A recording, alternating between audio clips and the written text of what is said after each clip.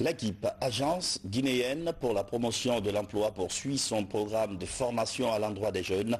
100 personnes viennent de suivre un stage pratique en entrepreneuriat. Le projet est financé par la Banque mondiale. Moussa Koumara.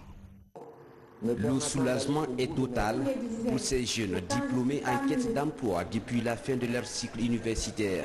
Ils viennent pour la plupart de décrocher leur premier emploi et créer même leur propre entreprise après 3 mois de formation pratique dans plusieurs secteurs. Cette formation m'a permis aujourd'hui d'être autonome.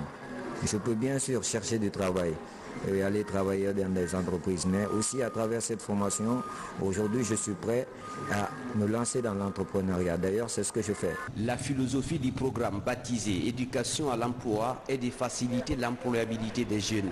Pour cette étape assurée par l'Institut supérieur de l'informatique et management ISIM, les résultats sont concluants. Dans le cadre du projet, 75 jeunes dans lesquels que nous avons formés dans 6 thématiques différentes.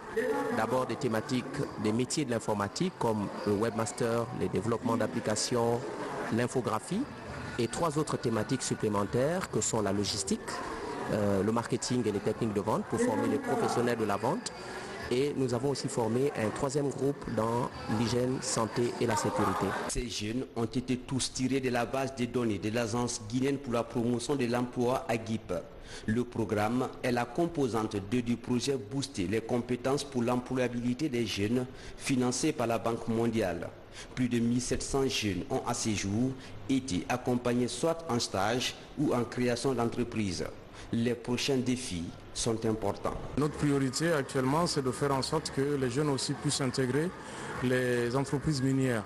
Le secteur minier est très important, donc nous sommes en train de faire avec la GIP toutes les démarches pour que les entreprises minières dans ce contexte de Covid puissent prendre un certain nombre de jeunes. On a rencontré le président de la Chambre des mines, on a rencontré individuellement les entreprises minières sous le leadership bien entendu du ministre de la Jeunesse et du ministre Magasuba, ministre des Mines. Le partenariat public-privé est ici encouragé.